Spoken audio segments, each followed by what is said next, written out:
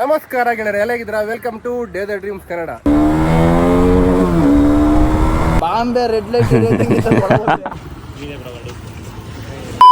ನಮಸ್ಕಾರ boys and girls, ಇನ್ನೊಂದು ವಿಡಿಯೋಗೆ ಸುಸ್ವಾಗತ. ಫೈನಲಿ ನಮ್ಮ ಯೂಟ್ಯೂಬ್ ಚಾನಲಲ್ಲಿ 1000 ಸಬ್ಸ್ಕ್ರೈಬರ್ಸ್ ಕಂಪ್ಲೀಟ್ ಆಗಿದ್ದಾರೆ ಹಾಗೂ 3000 ವಾಚ್ ಅವರ್ಸ್ ಕೂಡ ಕಂಪ್ಲೀಟ್ ಆಗಿದೆ. ಲ್ಯಾಟ್ರಿ ಇನ್ಕಮ್ ಟ್ಯಾಕ್ಸ್. ಈ ಯೂಟ್ಯೂಬ್ ಚಾನಲ್ ಸ್ಟಾರ್ಟ್ ಮಾಡಿದಾಗ ನಾನು ಫಸ್ಟ್ನೇ ವಿಡಿಯೋ ಮಾಡಿದ್ದೆ ಒಂದು ಇನ್ಫಾರ್ಮೇಟಿವ್ ವಿಡಿಯೋ. HSRP ಸ್ಕ್ಯಾಮ್ ಹೆಂಗಾಗ್ತಾ ಇದೆ, HSRP ಹೆಂಗೆ ಹಾಕ್ಸ್ಕೊಳೋದು ಏನು ಅಂತ. ಆಯ್ತು, ಆಮೇಲೆ ಅಗೇನ್ 1000 ಸಬ್ಸ್ಕ್ರೈಬರ್ಸ್ಗೆ ಒಂದು ಇನ್ಫಾರ್ಮೇಟಿವ್ ವಿಡಿಯೋನೇ ಮಾಡ್ತಾ ಇದ್ದೀನಿ. ಸುಮ್ಮನೆ ಮನೆಗೆ ಹೋಗಿ ಹುಚ್ಚ ಮಲ್ಕ. ಸೊ ಬೇಸಿಕಲಿ ಈ ವಿಡಿಯೋದಲ್ಲಿ ಒಂದು ಸೆಕೆಂಡ್ ಹ್ಯಾಂಡ್ ಬೈಕ್ ನ ತಗೊಬೇಕು ಅಂದ್ರೆ ನೀವು ಮೇಜರ್ ಆಗಿ ಏನೇನ ಚೆಕ್ ಮಾಡಬೇಕು ಅಂತ ಹೇಳ್ತಾ ಇರ್ತೀನಿ. ಆಯ್ತು, ಆಮೇಲೆ ಫಸ್ಟ್ ಥಿಂಗ್, ನೀವು ಗಾಡಿ ತಗೊಂತ ನೋಡ್ಬೇಕಾಗಿರೋದ್ರೆ ಅದ್ರದ್ದು ಪೇಪರ್ ಡಾಕ್ಯುಮೆಂಟ್ಸ್ ನೆಟ್ಟಿಗಿದ್ರೆ ನೀವು ಆಮೇಲೆ ಗಾಡಿಲಿ ಏನೇ ಕಂಪ್ಲೇಂಟ್ಸ್ ಇದ್ರು ಸರಿ ಮಾಡ್ಕೊಬೋದು ಗುರು. ಹಂಗಾದ್ರೆ ಈ ಪೇಪರ್ ಡಾಕ್ಯುಮೆಂಟ್ಸ್ ಅಲ್ಲಿ ಏನೇನಪ್ಪ ಚೆಕ್ ಮಾಡಬೇಕು ಅಂತ ನೀವೇನಾದ್ರು ಕೇಳಿದ್ರೆ, ಫಸ್ಟ್ ನೀವು RC ಕಾರ್ಡ್ ಚೆಕ್ ಮಾಡ್ರಿ. RC ಕಾರ್ಡ್ ಅಲ್ಲಿ ಇಂಜಿನ್ ನಂಬರು, ಚಾಸಿ ನಂಬರು ಎಲ್ಲದು ಕರೆಕ್ಟ್ ಆಗಿದೆಯಾ, ಗಾಡಿಗೆ ಮ್ಯಾಚ್ ಆಗ್ತಾ ಇದೆಯಾ ಅಂತ ನೋಡ್ರಿ. ಇಫ್ ಇನ್ ಕೇಸ್ ಅದು ಮಿಸ್ ಮ್ಯಾಚ್ ಆಗ್ತಾ ಇದೆ ಅಂದ್ರೆ ಗಾಡಿ ಗೋಲ್ಮಾಲ್ ಆಗಿದೆ ಅಂತ ಅರ್ಥ. ನೆಕ್ಸ್ಟ್ನೇ ಥಿಂಗ್ ಬಂದು, ನಿಮ್ಮ ನಿಯರೆಸ್ಟ್ RTO ಹೋಗಿ ಗಾಡಿ ನಂಬರ್ ಕೊಟ್ಟರೆ B ಎಕ್ಸ್ಟ್ರಾಕ್ಟ್ ಅಂತ ತಕ್ಕೊಡ್ತಾರೆ. ಅದಕ್ಕೆ ನಿಮಗೆ ಏನು 20 to 50 ರೂಪೀಸ್ ಚಾರ್ಜ್ ಮಾಡ್ತಾರೆ ಅಷ್ಟೇ. ನಿಮಗೆ ಇದನ್ನು ತಗ್ಸೋದ್ರಿಂದ ಅಡ್ವಾಂಟೇಜ್ ಏನಪ್ಪ ಅಂದರೆ ಗಾಡಿ ಮೇಲೆ ಏನಾದ್ರು ಲೋನ್ ಇದೆಯಾ, ಹೈಪೋಥಿಕೇಶನ್ ಎಲ್ಲ ಕ್ಲಿಯರ್ ಆಗಿದೆಯಾ ಅಂತ ಗೊತ್ತಾಗುತ್ತೆ. ಯಾವ ಅರ್ಥವಾಗುತ್ತದೆ. ಯಾಕಂದರೆ ಒಂದು ಸತಿ ಗಾಡಿ ತೊಗೊಂಡ್ಮೇಲೆ ಲೋನ್ ಇತ್ತು ಅಂದರೆ ನಿಮ್ಮ ಹೆಸರಿಗೆ ಟ್ರಾನ್ಸ್ಫರ್ ಆಗಲ್ಲ ಅದು.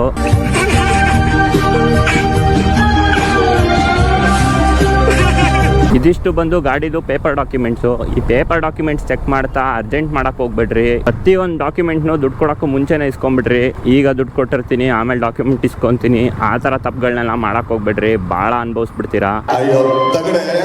ಸೊ ಪೇಪರ್ ಡಾಕ್ಯುಮೆಂಟ್ಸ್ ಆದಮೇಲೆ ನೀವು ನೆಕ್ಸ್ಟ್ ನೋಡ್ಬೇಕಾಗಿರೋದೆ ಗಾಡಿ ಕಂಡೀಷನ್ನು. ಗಾಡಿ ಫಸ್ಟ್ ನಿಂತ್ಕೊಂಡು ಬಿಸಿಲಲ್ಲಿ ನಿಲ್ಸ್ಕೊಂಡು ನೀಟಾಗಿ ನೋಡ್ರಿ, ಟಾಪ್ ಟು ಬಾಟಮ್ ಕಂಪ್ಲೀಟ್ ಆಗಿ. ಒಂದು ಸಜೆಷನ್ ಹೇಳ್ತೀನಿ, ಯಾವುದೇ ಕಾರಣಕ್ಕೂ ನೈಟ್ ಹೊತ್ತು ಗಾಡಿನ ತೊಗೊಂಡ್ಬಿಡ್ರಿ, ಏನು ಗೊತ್ತಾಗಲ್ಲ ನಿಮಗೆ. ಎಷ್ಟೊಂದು ಸ್ಕ್ರಾಚಸ್ ಕಾಣಿಸೋದೇ ಇಲ್ಲ ನೈಟ್ ಹೊತ್ತು ನಿಮಗೆ. ಗಾಡಿ ತಗೊಂತ ಎಲ್ಲ ನೀವು ತುಂಬ ಹುಷಾರಾಗಿರ್ಬೇಕು. ಯಾಕಂದರೆ ಗಾಡಿ ಮಾರೋನ್ ಯಾರೂ ನಿಮಗೆ ನನ್ನ ಗಾಡೀಲಿ ಕಂಪ್ಲೇಂಟ್ಸ್ ಇದೆ ಅಂತ ಅಂತೂ ಬಾಯ್ಬಿಟ್ಟು ಹೇಳಲ್ಲ. ಇಂಜಿನ್ ಮೇಲೆ ಏನಿದೆ ಈ ನಟ್ಸ್ನೆಲ್ಲ ಕಂಪ್ಲೀಟಾಗಿ ನೀಟಾಗಿ ಅಬ್ಸರ್ವ್ ಮಾಡ್ರಿ. ಇದ್ರ ಮೇಲೆ ಯಾವುದೇ ರೀತಿಯಾದ ಸ್ಕ್ರಾಚಸ್ ಇತ್ತು ಅಂದರೆ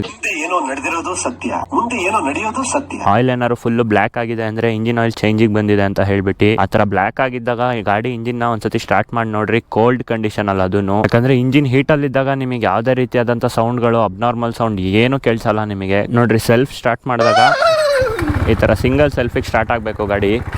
ಈ ರೀತಿಯಾಗಿ ಫುಲ್ ಸ್ಮೂತ್ ಇರಬೇಕು ಸೌಂಡು, ಯಾವುದೇ ರೀತಿಯಾದಂಥ ಅಬ್ನಾರ್ಮಲ್ ಸೌಂಡ್ ಬರಬಾರ್ದು ನಿಮಗೆ ಗಾಡಿ ಸ್ಟಾರ್ಟ್ ಮಾಡಿ ಐಡಲಲ್ಲಿ ಬಿಟ್ಟಾಗ.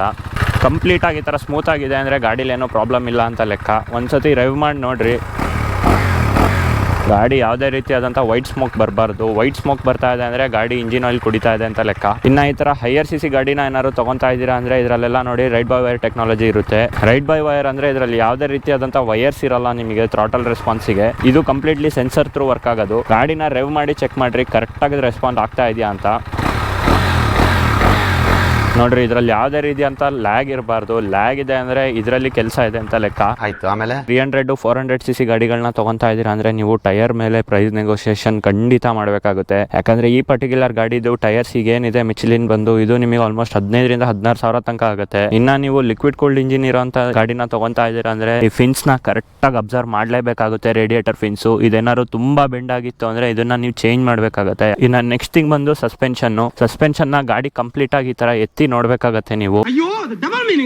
ಹಿಂದೆ ಒಬ್ರನ್ನ ಕೂರ್ಸ್ಬಿಟ್ಟು ಹಂಪೆಲ್ಲ ಹಚ್ಚಿ ನೋಡಿ, ಸೌಂಡ್ ಏನಾದ್ರು ಬರ್ತಾ ಇದೆ ಅಂದ್ರೆ ಸಸ್ಪೆನ್ಷನ್ ಹೋಗಿದೆ ಅಂತಾನೆ ಲೆಕ್ಕ. ಇನ್ನು ಫ್ರಂಟ್ ಸಸ್ಪೆನ್ಷನ್ ಕಡೆ ಬಂದ್ರೆ USD ಫೋಕ್ಸ್ ಆಗಿದ್ರೆ ಇಲ್ಲಿಂದ ಆಯಿಲ್ ಲೀಕ್ ಆಗಬಾರ್ದು. ಇಲ್ಲಿಂದ ಏನಾದ್ರು ಆಯಿಲ್ ಲೀಕ್ ಆಗ್ತಿದೆ ಅಂದ್ರೆ ಫೋಕ್ಸ್ ಹಿಲ್ಸ್ ಹೋಗಿದೆ ಅಂತ ಲೆಕ್ಕ. ಇನ್ನ ಗಾಡಿ ಸೈಡ್ ಇಂದ ನೋಡಿದಾಗ ಯಾವುದೇ ರೀತಿಯಾದಂತ ಸ್ಕ್ರಾಚಸ್ ಇದೆಯಾ ನೋಡ್ರಿ. ಕೆಳಗಡೆ ಸ್ಕ್ರಾಚಸ್ ಓಕೆ, ಅದು ಇಂಪ್ಯಾಕ್ಟ್ ಆಗಿರುತ್ತೆ ಏನಾದ್ರು ಓಡಿಸ್ತಾ. ಬಟ್ ಸೈಡ್ ಸ್ಕ್ರಾಚಸ್ ಇದೆ, ಸೈಡ್ ಇಂಪ್ಯಾಕ್ಟ್ ಇದೆ ಅಂತ ಅಂದ್ರೆ ಗಾಡಿ ಬಿದ್ದಿದೆ ಅಂತಾನೆ ಲೆಕ್ಕ. ಇಫ್ ಇನ್ ಕೇಸ್ ನಿಮಗೆ ಸೈಡ್ ಅಲ್ಲಿ ಏನಾದ್ರು ಸ್ಕ್ರಾಚಸ್ ಕಾಣಿಸ್ತಾ ಇದೆ ಅಂದ್ರೆ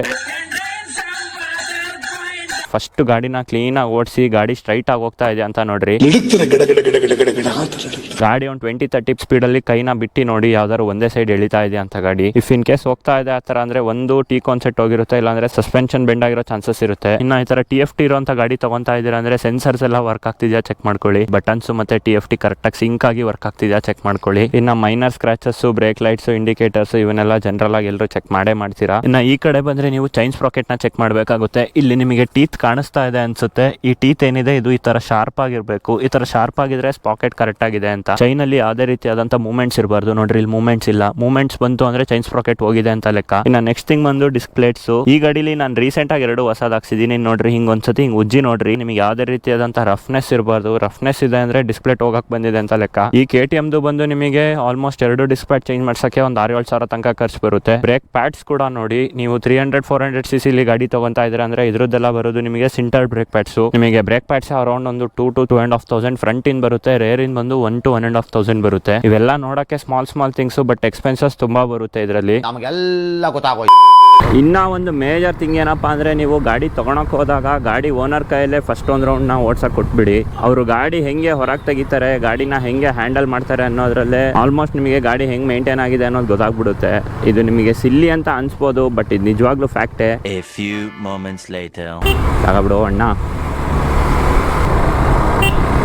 ಲೆಫ್ಟಿಂದ ಓವರ್ಟೇಕ್ ಹೊಡಿಬೇಡ್ರಿ. ಬಟ್ ಈ ನಮ್ಮ ಶಿವಮೊಗ್ಗದಲ್ಲಿ ಎಕ್ಸ್ಟ್ರಾರ್ಡಿನರಿ ರೈಡರ್ಸ್ ಇರೋದ್ರಿಂದ ರೈಟಲ್ಲಿ ಯಾರೋ ಜಾಗ ಬಿಡಲ್ಲ. ಮಾತಾಡೋದಕ್ಕೆ ರಿಯಾಕ್ಷನ್ ವಿಡಿಯೋ ಮಾಡೋಣವಾ, ಏನಂತೀರಾ? ಈ ಪುಣ್ಯಾತ್ಮನ್ ಫಸ್ಟ್ ಅವ್ನ ಎಲ್ಲಾರ ಕಳ್ಸ್ಬಿಡ್ರಪ್ಪ, ಅವ್ನ ಮನೆಗೆ ಕಳ್ಸ್ಬಿಡ್ರೋ. ಪಬ್ಲಿಕ್ ರಿಯಾಕ್ಷನ್ ಏನಿಲ್ಲ ಗುರು, ಅದೆಲ್ಲ ತುಂಬಾ ಸಿಂಪಲ್. ಯಾರ್ದಾರು ಪಕ್ಕ ಜಿಂಗ್ ಏನಾಗ ಹೋಗ್ಬಿಟ್ರೆ ಪಕ್ಕ ತಿರುಗಿ ನೋಡ್ತಾರೆ. ಆಮೇಲೆ ಅವ್ನ ಅಜ್ಜಿ 1-2 ಆರ್ಟು 1 ಸಾಂಗು ಹಾಕ್ಬಿಟ್ರೆ ಫುಲ್ ಅಟ್ರಾಕ್ಷನ್. ಏನಂತೀರಾ? Views A few moments later. ನಾನು ಬೇಡ ಅಂದ್ರು ತಿರ್ಗಾ ಮುರ್ಗಾ ಇದೇ ಫ್ಲೈಓವರ್ ಮೇಲೆ ಬರ್ತೀನಲ್ಲಪ್ಪ ನಾನು. ಅದು ಏನಂತ ಕನ್ಸ್ಟ್ರಕ್ಟ್ ಮಾಡ್ತಿರೋ, ಕೋಟಿ ದುಡ್ಡಿಸ್ಕೊಂಡಿರ್ತೀರಪ್ಪ. ಒಂದು ಒಳ್ಳೆ ಕನ್ಸ್ಟ್ರಕ್ಷನ್ ಮಾಡೋಕ್ಕೂ ಕಷ್ಟ. ಈ ಸಣ್ಣ ಮಕ್ಳಿಗೆ ಚಪಾತಿ ಇಟ್ಟು ತಟ್ಟ ಕೊಡ್ತಾರೆ ಗೊತ್ತಾ, ಅವಾಗ ಹಿಂಗೆ ಸೊಟಂಪಟ್ಟ ತಟ್ಟಿಡ್ತಾರೆ ನೋಡ್ರಿ. ಹಂಗೆ ಮಾಡಿಟ್ಟಿದ್ದೀರಾ ಕಣ್ರಪ್ಪ ಈ ಫ್ಲೈಓವರ್. ನೋಡ್ರಿ ಇಲ್ಲಿ ಹೊಸ ಫ್ಲೈಓವರ್ ಮೇಲೆ ಪ್ಯಾಚಸ್. Extraordinary engineers ಕೆಲಸಗಳಿವೆಲ್ಲ. ಪಾಪ ಇಂಜಿನಿಯರ್ಸಿಗೆ ಬೈದೆ ನ್ಯೂಸ್ ಬಿಡ್ರಿ. ಇಂಜಿನಿಯರ್ಸ್ ನೋಡ್ರಿ ಗುಂಡಿ ಹೆಂಗಿತ್ತು, ಅಣ್ಣ ಬಿದ್ದೆ ಹೋಗೋರೀಗ. ನಮ್ ದೇಶ ನಾವು ಕಟ್ಟಿರೋ ದೇಶ ಇದು.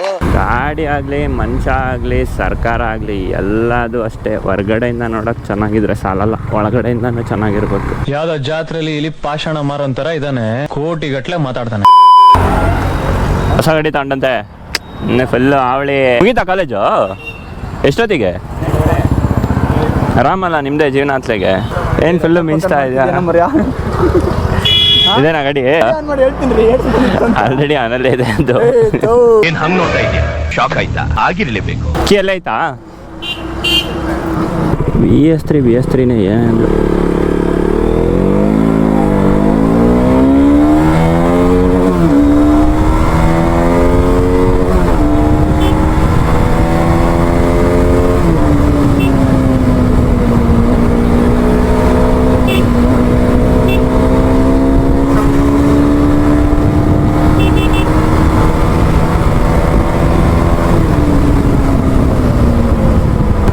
ಪೊಲೀಸ್ ಮುಂದೆ ನಾಟಕಗಳು ಯಾಕೆ, ಸುಮ್ಮನೆ ಬೇಡ ಬಿಡ್ರಿ. A few moments later. So guys, ಈ ವಿಡಿಯೋ ನಿಮ್ಮೆಲ್ರಿಗೂ ಇಷ್ಟ ಆಗಿದೆ ಅಂತ ಅನ್ಕೊಂತೀನಿ. ರುಕೋ ಜರಾ ಸಬರ್ ಗುರು. ನಮಸ್ಕಾರ ಗೆಳೆಯರೆ, ಎಲಾಗಿದ್ದೀರಾ? Welcome to day the dreams Kannada. ಏನ್ ಗುರು ಇದು ಮದನ್ ಶೆಟ್ಟಿ ಚಾನಲ್ ನಾನು ಅಂತ ಆಶ್ಚರ್ಯ ಪಡಬೇಡಿ. ಇವತ್ತು ಆಕ್ಚುಲಿ ನಾನು ಸಾಗರಕ್ಕೆ ಬಂದಿದ್ದೆ. ಆಕ್ಚುಲಿ ಶೆಟ್ಟಿ ಅವರು ಶಿವಮೊಗ್ಗದವರು, ನಾನು ಹುಡ್ಕೊಂಡು ಬಂದಿದ್ದಾರೆ. ಕಟ್ ಮಾಡ್ಕೊಳ್ಳಿ, ಹೆಂಗಾರ ಕಟ್ ಮಾಡ್ಕೊಂಡ್ಬಿಡಿ, ಗೊತ್ತಿಲ್ಲ. ಮದನ್ ಶೆಟ್ಟಿ ಅವರು ಪಾಪ ಶಿವಮೊಗ್ಗದಿಂದ ಬಂದಿದ್ದಾರೆ. ತುಂಬಾ ಥ್ಯಾಂಕ್ಸ್ ಬ್ರೋ. ಅವ್ರದ್ದು ವಿಡಿಯೋಸ್ ನೋಡಿದೆ ನಾನು. ಆಕ್ಚುಲಿ ಡಿಫ್ರೆಂಟ್ ಆಗಿ ವಿಡಿಯೋಸ್ ಮಾಡ್ತಾರೆ. ಲೈಕ್ ಏನೋ ರಿವ್ಯೂಸ್, ಕಾರ್ಸ್, ಒಳ್ಳೊಳ್ಳೆ ಸೆಟಪ್ ಮಾಡ್ಕೊಂಡ್ಬಿಟ್ಟಿದ್ದಾರೆ ನೋಡಿ ಇಲ್ಲಿ. ಸೊ ಹೊಸ ಮೋಟರ್ ಬ್ಲಾಗರ್ ಎಂಟ್ರಿ ನಮ್ಮ ಕರ್ನಾಟಕಕ್ಕೆ. ಫುಲ್ ಕಾಂಪಿಟೇಷನ್ ನಮಗೆ. ಒಳ್ಳೇದಾಗಲಿ. ಎನಿವೇಸ್, ಈ ಥರ ಯಾರೇ ಆಗಲಿ ಹೊಸದಾಗಿ ಬಂದರೆ we have to support them. Like ನೀವು ನಮ್ಗೆ ಹೆಂಗೆ ಸಪೋರ್ಟ್ ಮಾಡ್ತೀವಿ ಅದೇ ಸಪೋರ್ಟ್ ಮಾಡಿ. ಮದನ್ ಅವರು ಕೂಡ ಆಲ್ ದ ಬೆಸ್ಟ್ ಬ್ರದರ್. ಒಳ್ಳೇದಾಗಲಿ. God bless. A few moments later. ಇಲ್ಲಿ ನಮ್ಮ ಚಂದನ್ ಅವರು ಇದ್ದಾರೆ. Hi bro, thank you so much for meeting. Thank you so much bro. ಸಿಗೋಣ.